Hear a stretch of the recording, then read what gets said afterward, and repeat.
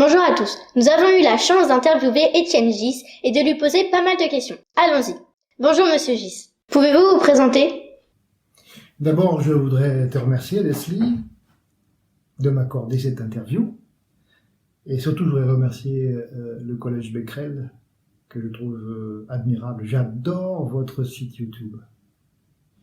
Alors, me présenter, eh bien, je m'appelle Étienne Gis. Pour me présenter, je crois que le mot qui me vient tout de suite à l'esprit, c'est mathématicien. D'un point de vue technique, je pense qu'on en parlera après, je suis directeur de recherche au CNRS et je suis actuellement ce qu'on appelle secrétaire perpétuel de l'Académie des sciences, et là aussi je pense qu'on en parlera. Mais oui, le résumé de la présentation c'est très simple. Je suis un mathématicien. Quelquefois on me dit mais quel genre de mathématicien tu es? Qu'est-ce que tu fais comme maths? Est-ce que tu fais des probabilités, de l'analyse, de la géométrie? C'est toujours une question qui me dérange parce que je vais pas dire que je fais tout, je serais un menteur, mais j'aime pas trop faire de distinction entre les parties des mathématiques. Mais si on me force, eh bien, je dirais que je suis plus géomètre qu'analyste. Quel métier exercez-vous? Quel métier j'exerce? Ça paraît une question facile et pourtant c'est une question difficile parce que officiellement, je suis directeur de recherche au CNRS. Mais quand je regarde un peu mon parcours, mais on en parlera après probablement. Depuis le temps où j'étais collégien, vers la classe de 5e, 4e, 3e, c'est à ce moment-là que j'ai commencé à aimer les maths. Et là, j'étais un élève, mais j'aimais les maths. Puis après, j'ai été étudiant, après j'ai été débutant, j'ai fait toute une carrière. Et pour moi, c'est difficile d'imaginer que ce que je fais aujourd'hui, c'est un métier. Je suis passé de manière continue depuis le collège jusqu'à aujourd'hui. Et il n'y a pas un moment où je dis, ça y est, je commence mon métier. Donc la réponse à la question, oui, c'est je suis directeur de recherche au CNRS. Quel a été votre parcours? Mon parcours, j'imagine ce que tu veux savoir, c'est mon parcours scientifique, mathématique. J'imagine que ma vie personnelle ne rentre pas dans cette discussion. Mais c'est toujours un peu difficile parce que quand on est scientifique, ou d'ailleurs dans beaucoup de métiers, le personnel et le professionnel se mélangent souvent.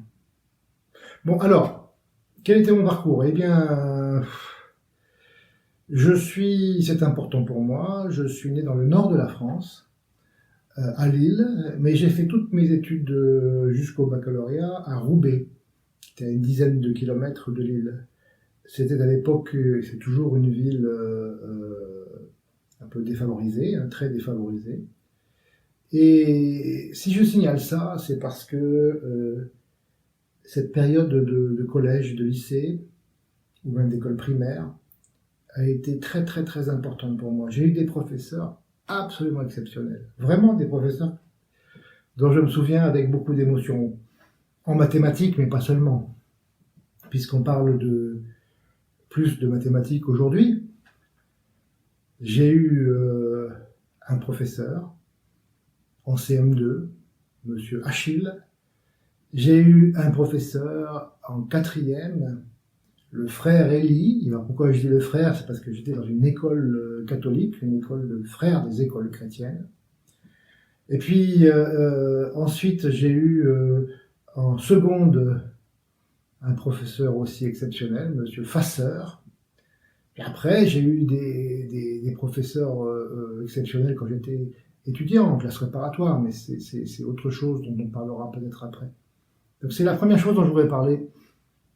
J'ai eu des professeurs fantastiques. Et ça, je ne l'oublierai jamais. C'est eux qui m'ont donné le goût de l'étude, le goût de la science en général et le goût des mathématiques en particulier. Alors après les études, après mon bac, eh bien, je suis parti faire ce qu'on appelle des classes préparatoires, un lycée, au lycée Fédère à Lille. On y passe 2 années à faire beaucoup de mathématiques, beaucoup de physique. Pour moi, c'était une découverte vraiment passionnante. Beaucoup travaillé, hein, beaucoup de travail, mais une découverte passionnante. Et puis ensuite, je suis parti dans une école normale supérieure à Saint-Cloud, dans la région parisienne. Et là, pour dire la vérité, bon, là, j'ai suivi des études à l'université. Et là aussi, j'ai vu des professeurs fantastiques. Mais Paris ne me plaisait pas beaucoup parce que, je sais pas, je me sentais un peu étouffé, un peu pas libre de faire ce que j'avais envie de faire. Oui, c'est ça, ouais, un peu étouffé. Et puis, donc du coup, j'ai demandé l'autorisation de continuer mes études à Lille. Je suis retourné à Lille, où j'ai fait mon doctorat avec des bons amis avec lesquels on a beaucoup travaillé.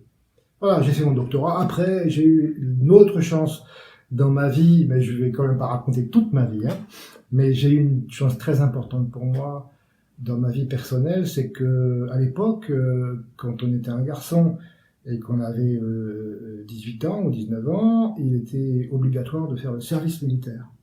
Partir une année au service militaire. Et ceux qui ne voulaient pas faire le service militaire, c'était mon cas, parce que j'aime pas beaucoup les militaires, ceux qui ne voulaient pas faire le service militaire pouvaient faire autre chose. Ils partaient dans ce qu'on appelait la coopération. Au lieu de partir 1 an, on partait 2 ans. Et au lieu d'être militaire, on était enseignant dans un pays étranger. Et moi, ma chance, ma grande chance, c'est que j'ai été nommé au Brésil. Et donc je suis parti dans un institut de mathématiques au Brésil, où j'ai passé 2 années extraordinaires pour moi, pour ma vie personnelle, mais aussi pour ma vie scientifique.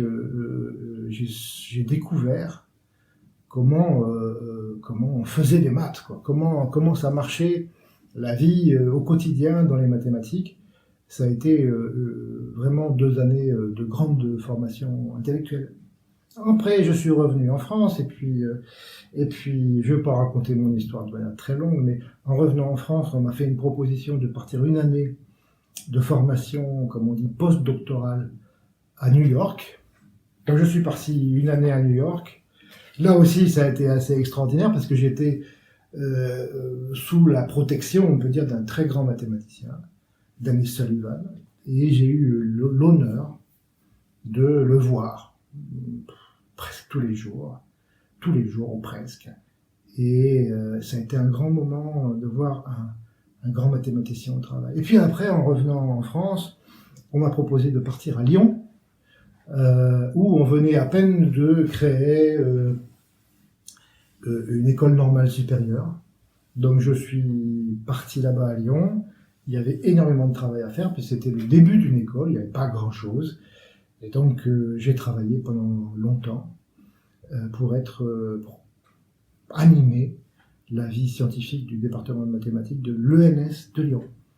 Et puis plus récemment, il y a 1 an, j'ai eu la chance d'être élu secrétaire perpétuel de l'Académie des sciences, peut-être qu'on en parlera après aussi, qui fait que ma vie change encore, que maintenant je suis parisien, alors que je voulais pas l'être il y a un certain nombre d'années.